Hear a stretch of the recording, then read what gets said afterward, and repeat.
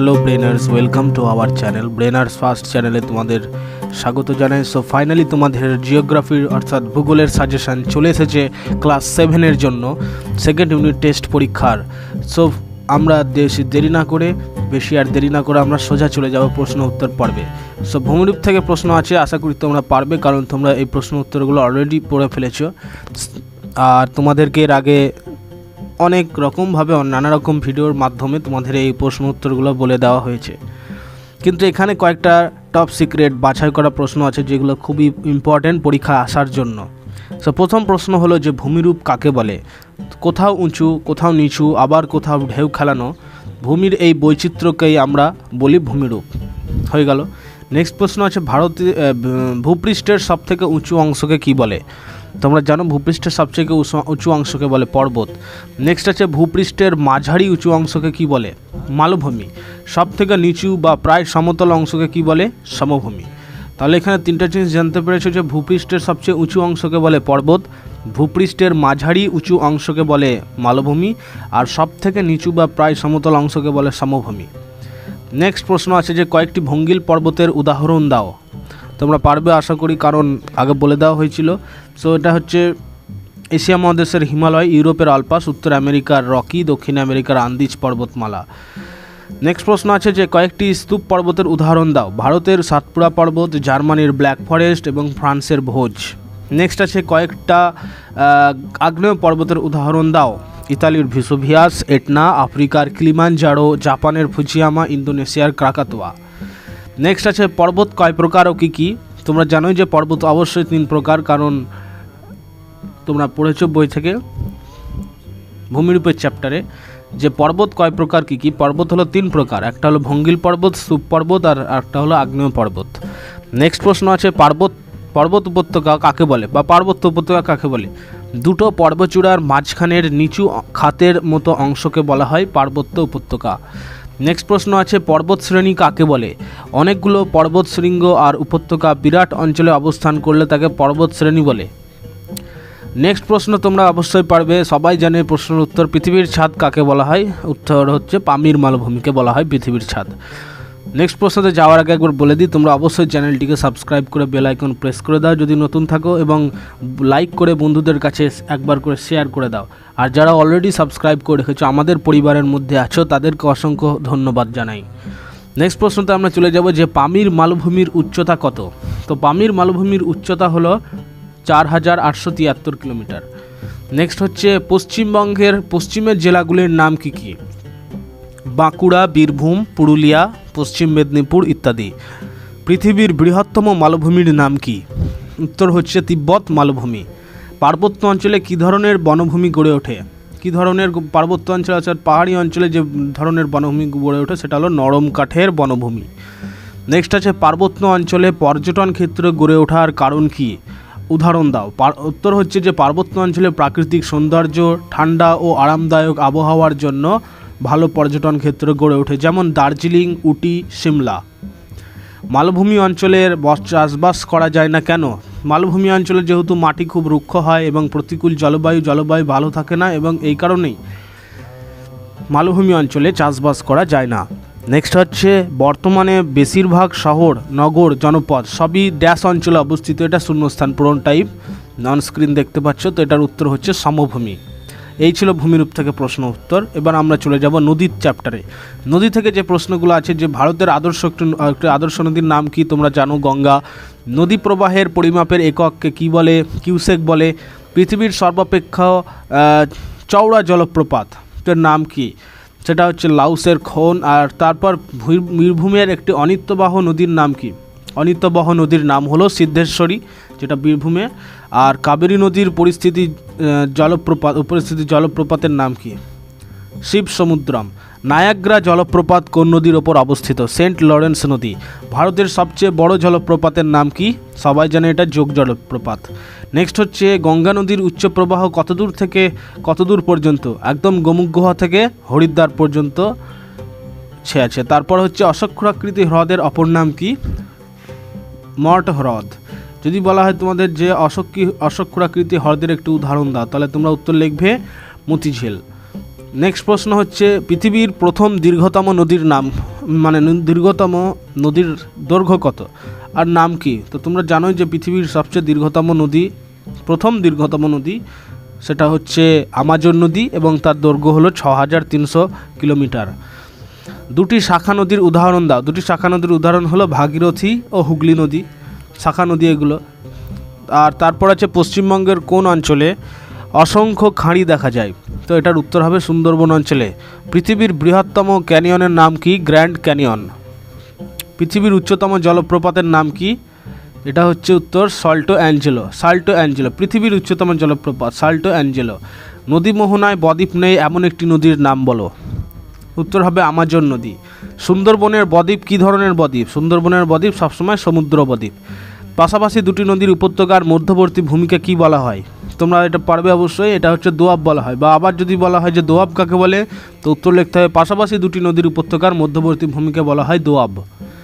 কয়েকটি অন্তর্বাহিনী নদীর নাম উদাহরণ দাও বা নাম বলো। লুনি, আমুদরিয়া, সিরদরিয়া। কয়েকটি আন্তর্জাতিক নদীর উদাহরণ দাও। এটা ছিল অন্তর্বাহিনী নদী, এটা হচ্ছে আন্তর্জাতিক নদীর উদাহরণ দাও। তো এটার উত্তর হবে গঙ্গা, ব্রহ্মপুত্র, সিন্ধু এবং ইত্যাদি লিখে দেওয়া বা প্রভৃতি।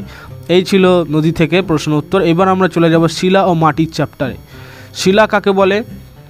তো যাওয়ার আগে একটা আরেকবার বলে রাখি, অবশ্যই যদি সাবস্ক্রাইব এখনও পর্যন্ত না করে থাকো তো অবশ্যই সাবস্ক্রাইব করে দাও, কারণ এইরকম সাজেস্টেড ভিডিও তোমাদের জন্য ভবিষ্যতে আরও আসতে চলেছে।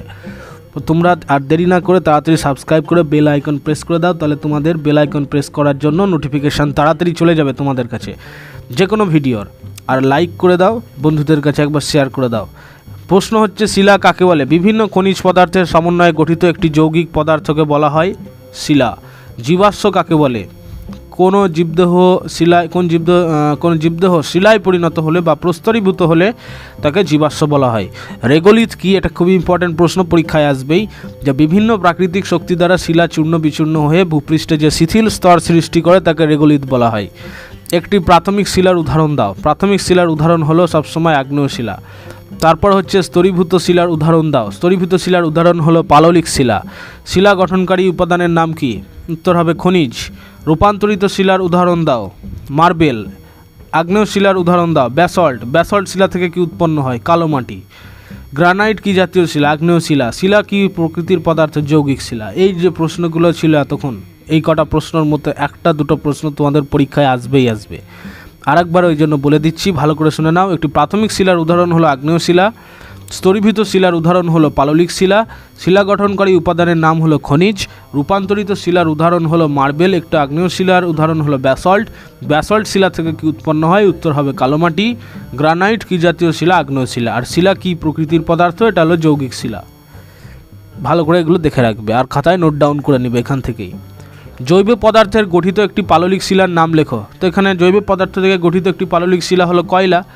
মাটির সৃষ্টির প্রাথমিক অবস্থাকে কি বলা হয়? উত্তর হবে রেগোলিথ, একটু আগে বলা হলো।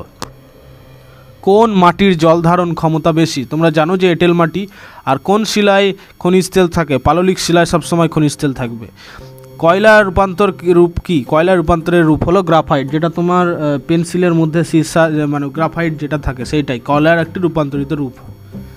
কোন মাটিতে জল ধারণ ক্ষমতা কম? বেলে মাটি। ব্ল্যাকবোর্ড তৈরিতে কোন শিলা ব্যবহৃত হয়? স্লেট। লাভা সঞ্চিত হয় কোন শিলার উৎপত্তি হয়? লাভা সঞ্চিত হয়ে কোন শিলার উৎপত্তি হয়? আগ্নেয় শিলা হয়। আগ্নেয় শিলার হয় ঠিক। তারপর হচ্ছে ব্যাসল্ট শিলা পরিবর্তিত হয়ে কিসে পরিণত হয়? উত্তর হবে অ্যাম্ফিবোলাইটে পরিণত হয়। তো এই ছিল শিলা থেকে প্রশ্ন উত্তর। তোমরা ভালো করে আরও একবার দেখে নেবে, অসুবিধা হলে খাতায় নোট ডাউন করে নেবে। পরেও বারবার যদি এই প্রশ্নগুলো বারবার করে রিভিশন দাও, পড়ো প্রত্যেক দিন, তবে মনে থেকে যাবে একদম পার্মানেন্টলি। এবার আমরা চলে আসবো আফ্রিকার চ্যাপ্টারে। আফ্রিকায় কী কী প্রশ্ন এসেছে একবার দেখে নাও। তো এখানে আফ্রিকা থেকে যে প্রশ্নগুলো আজকে পড়বো তার মধ্যে অন্যতম হলো যে আফ্রিকা মহাদেশের দীর্ঘতম নদীর নাম কি? আফ্রিকা মহাদেশের দীর্ঘতম নদীর নাম নীলনদ। তো তোমরা এরই মধ্যে আর একবার শেয়ার করে দাও বন্ধুদের কাছে, যেন তারাও এই ভিডিওটা পেয়ে যায় এবং সুবিধা হয় তাদের ক্ষেত্রেও। নেক্সট প্রশ্ন হচ্ছে আফ্রিকার বৃহত্তম দ্বীপের নাম কি? উত্তর হবে মাদাগাস্কার। আফ্রিকার শীতলতম স্থানের নাম কি? ইফরান, মরক্কোর ইফরান। আফ্রিকার বৃহত্তম শহরের নাম কি? লাগোস। আফ্রিকার বৃহত্তম রাষ্ট্রের নাম কি? সুদান। আফ্রিকার দ্বিতীয় দীর্ঘতম নদীর নাম কি? কঙ্গো। আফ্রিকার একটি অন্তর্বাহিনী নদীর নাম কি? সারি। আর পৃথিবীর দ্বিতীয় বৃহত্তম মহাদেশের নাম কি? আফ্রিকা, দ্বিতীয় বৃহত্তম মহাদেশ। তো এর মধ্যে যেই প্রশ্নগুলো ছিল এই যে আফ্রিকা নিয়ে, এই প্রশ্নগুলো কিন্তু আরও ইম্পর্টেন্ট। তার জন্য আরও একবার বলে দিই যে আফ্রিকা মহাদেশের দীর্ঘতম নদী আর নীলনদ, আফ্রিকার বৃহত্তম দ্বীপের নাম হলো মাদাগাস্কার, আফ্রিকার শীতলতম স্থানের নাম হলো মরক্কোর ইফরান, আফ্রিকার বৃহত্তম শহরের নাম হলো লাগোস, আর আফ্রিকার বৃহত্তম রাষ্ট্রের নাম হলো সুদান। আফ্রিকার দীর্ঘতম দ্বিতীয় দীর্ঘতম নদীর নাম হলো কঙ্গো। আফ্রিকার একটি অন্তর্বাহিনী নদীর নাম হলো সারি। পৃথিবীর দ্বিতীয় বৃহত্তম মহাদেশের নাম তোমরা জানোই আফ্রিকা। আফ্রিকার দক্ষিণ অন্তরীপ কী নামে পরিচিত? উত্তরামাশা অন্তরীপ নামে পরিচিত। উত্তরামাশা অন্তরীপ। কোন প্রণালী দ্বারা আফ্রিকা ইউরোপ থেকে বিচ্ছিন্ন? উত্তর হবে এটার যে জিব্রাল্টার প্রণালী। আফ্রিকার দক্ষিণ অংশের প্রধান নদীর নাম কি? জামবেসি। মরুভূমি অঞ্চলে পরিবহনের প্রধান মাধ্যম কি? মরুভূমি অঞ্চলে যাতায়াতের জন্য দেখব ব্যবহার করা হয় সবসময় উট, সেই কারণে সঠিক উত্তর হবে উট। পৃথিবীর দীর্ঘতম খালের নাম কি? সুয়েজ খাল। সুয়েজ খাল হলো পৃথিবীর দীর্ঘতম খালের নাম। আফ্রিকা মহাদেশের অধিকাংশ অঞ্চল কী নামে পরিচিত? মালভূমি নামে পরিচিত। আফ্রিকার কোন নদী তেলের নদী নামে পরিচিত? এটা ইম্পর্টেন্ট প্রশ্ন কিন্তু। নাইজার নদী তেলের নদী নামে পরিচিত। এই ছিল আফ্রিকা থেকে প্রশ্ন। তো ভিডিও শেষ করবার আগে আমি একবার করে বলে দিই যে এই যে প্রশ্নগুলো তোমাদের দেওয়া হয়েছে তার মধ্যে কোন প্রশ্নগুলো পরীক্ষাতে আসার চান্স বেশি।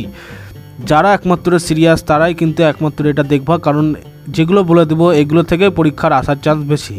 এমনিতে এগুলো বাছাই করা হচ্ছে, তার মধ্যে থেকেও যেগুলো ভিভিআই অর্থাৎ ভেরি ভেরি ইম্পর্টেন্ট প্রশ্ন, সেই প্রশ্নগুলো কি কি তোমরা ভালো করে দেখে নাও।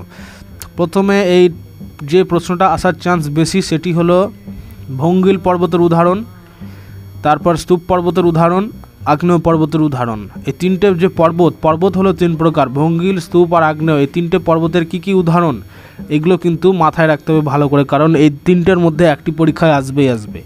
আর একবার বলে দিই, ভঙ্গিল পর্বতের উদাহরণ এশিয়া মহাদেশের হিমালয়, ইউরোপের আলপাস, উত্তর আমেরিকার রকি, দক্ষিণ আমেরিকার আন্দিজ। আর স্তূপ পর্বতের উদাহরণ হলো ভারতের সাতপুরা পর্বত, জার্মানির ব্ল্যাক ফরেস্ট, ফ্রান্সের ভোজ। আগ্নেয় পর্বতের উদাহরণ হলো ভিসুভিয়াস, এটনা, আফ্রিকার ক্লিমানজারো, জাপানের ফুজিয়ামা, ইন্দোনেশিয়ার কাকাতুয়া। এই যে তিনটে প্রশ্ন, এই তিনটে প্রশ্ন থেকে কিন্তু পরীক্ষায় একটা আসবেই। নেক্সট প্রশ্ন যেটা পরীক্ষা আসার চান্স বেশি সেটা দেখে নেব আমরা এবার, যে পৃথিবীর ছাদ কাকে বলে? এটা তোমরা জানো। আর এছাড়াও এটা হচ্ছে সবথেকে বেশি ইম্পর্টেন্ট প্রশ্ন। পৃথিবীর ছাদ বলা হয় পামির মালভূমি। আর পামির মালভূমির উচ্চতাটা কত? 4873। এরপরে যে প্রশ্নটা ইম্পর্টেন্ট সেটা হচ্ছে পৃথিবীর বৃহত্তম মালভূমির নাম কি? এই প্রশ্ন, পৃথিবীর বৃহত্তম মালভূমির নাম কি? পৃথিবীর বৃহত্তম মালভূমির নাম হলো তিব্বত মালভূমি। নেক্সট এবার যে প্রশ্নটা বলবো তোমাদের সেটা হলো নদীর চ্যাপ্টার থেকে, এবং সেই প্রশ্নটা হলো যে নায়াগ্রা জলপ্রপাত কোন নদীর উপর অবস্থিত? এটা ভেরি ইম্পর্টেন্ট প্রশ্ন। উত্তর এটা দেখতেই পাচ্ছ যে সেন্ট লরেন্স নদীর তীরে অবস্থিত, নদীর ওপর অবস্থিত। নেক্সট আছে এখানে যে ভারতের সবচেয়ে বড় জলপ্রপাতের নাম কি? যোগ জলপ্রপাত। এটা এমসিকিউ প্রশ্ন হিসেবে আসার চান্স সব থেকে বেশি। যোগ জলপ্রপাত হলো ভারতের মধ্যে, ভারত কিন্তু পৃথিবী নয়, ভারতের মধ্যে সবচেয়ে বড় জলপ্রপাত। নেক্সট এখানে যেটা ইম্পর্টেন্ট সেটা হলো পৃথিবীর দীর্ঘতম নদী আমাজন, জানোই তোমরা। আর এর মধ্যে ইম্পর্টেন্ট যেটা আছে যে পৃথিবীর উচ্চতম জলপ্রপাত, সব থেকে উঁচু জলপ্রপাতের নাম কি? তো এটা মনে রাখবে, সাল্টো অ্যাঞ্জেলো। এছাড়াও এখানে যে প্রশ্ন আরেকটা আছে যে দোয়াব কাকে বলে? এটা কিন্তু ছোট প্রশ্ন, 2 নম্বর বা 1 নম্বর হিসেবে আসবেই। দোয়াব কাকে বলে? অর্থাৎ পাশাপাশি দুটি নদীর উপত্যকার মধ্যবর্তী ভূমিকে দোয়াব বলা হয়। এই প্রশ্নটা খুবই ইম্পর্ট্যান্ট প্রশ্ন। এইবার আমরা দেখে নেব শিলামাটি চ্যাপ্টার থেকে কি কি আসবে। তো এখানে আমি একটু আগে তোমাদের বলেছি যে রেগোলিথ, এ ভেরি ইম্পর্ট্যান্ট প্রশ্ন, যে রেগোলিথ কাকে বলে। আর এছাড়াও যে প্রাথমিক শিলার উদাহরণ কি? আগ্নেয় শিলা, স্তরীভূত শিলার উদাহরণ পাললিক শিলা, শিলা গঠনকারী উপাদানের নাম খনিজ। রূপান্তরিত শিলার উদাহরণ হলো মার্বেল। আগ্নেয় শিলার উদাহরণ ব্যাসল্ট, ব্যাসল্ট শিলা থেকে উৎপন্ন হয় কালোমাটি। গ্রানাইট হলো আগ্নেয় শিলা, আর শিলা হলো যৌগিক শিলা। শিলা যে প্রকৃতির পদার্থ সেটা হলো যৌগিক শিলা। এই যে প্রশ্ন, এই কটা প্রশ্নের মধ্যে কিন্তু 2-1টা পরীক্ষায় শর্ট প্রশ্ন হিসেবে পাবেই পাবে, 100% পাবে। নেক্সট প্রশ্ন আমরা দেখে নেব যেটা ইম্পর্টেন্ট, সেটা হচ্ছে কোন মাটির জল ধারণের ক্ষমতা বেশি? এটা এমসিকিউ হিসেবে আসার চান্স বেশি। তো এটার উত্তর দেখতে পাচ্ছ এঁটেল মাটি হবে। আর কয়লার রূপান্তরিত রূপ দেখতে পাচ্ছ গ্রাফাইট সবসময়। আর হচ্ছে এখানে ইম্পর্টেন্ট প্রশ্ন হলো আর নেই। এবার আফ্রিকা থেকে দেখে নেব কী কী ইম্পর্টেন্ট প্রশ্ন আছে। এখানে যেটা ইম্পর্টেন্ট প্রশ্ন আফ্রিকার সব থেকে, সেটা হলো যে আফ্রিকার বৃহত্তম দ্বীপের নাম কি? উত্তর দেখতে পাচ্ছ মাদাগাস্কার হলো আফ্রিকার বৃহত্তম দ্বীপ। দেখো যেগুলো কিন্তু সবই পড়তে হবে, তার মধ্যে থেকে কিছুটা বাছাই করে দিলাম আমি, যেগুলো বেশি বেশি করে আরও পড়তে হবে, যেইগুলো বলছে এগুলো বেশি বেশি করে পড়তে হবে। নেক্সট হচ্ছে এখানে যে আফ্রিকার একটি অন্তর্বাহিনী নদীর নাম কি? সারি দেখতে পাচ্ছ, এটা পড়তে হবে। আর এছাড়াও আফ্রিকার দক্ষিণ অন্তরীপের নাম কি? উত্তমাশা অন্তরীপ, এটা আসার চান্স সব থেকে বেশি। নেক্সট প্রশ্ন যেটা ইম্পর্টেন্ট আছে সেটা হলো যে আফ্রিকার কোন নদী তেলের নদী নামে পরিচিত? এটা ভেরি ইম্পর্টেন্ট প্রশ্ন, এটা কিন্তু খুবই ইম্পর্টেন্ট প্রশ্ন, ভিভিআই প্রশ্ন। সেটা হচ্ছে তেলের নদী বলা হয় কোন, কাকে বলা হয়? নাইজারকে বলা হয়। সো যাই হোক, এই ছিল আজকের ভিডিও, এবার অন্য ভিডিওতে আসা হবে। আজকের ভিডিও এত দূরই থাক, তোমাদেরকে বলবো অবশ্যই চ্যানেলটিকে সাবস্ক্রাইব করে বেল আইকন প্রেস করে দাও এবং লাইক করে, আশা করি ভালো লেগেছে ভিডিও, তাই লাইক করে বন্ধুদের কাছে একবার করে শেয়ার করে দাও, যাতে করে তারাও এই ভিডিওটা পেয়ে যায়। তো যাই হোক, আজকের ভিডিও এত দূরই ছিল, আবার দেখাবে অন্য ভিডিওতে। Tata, bye bye.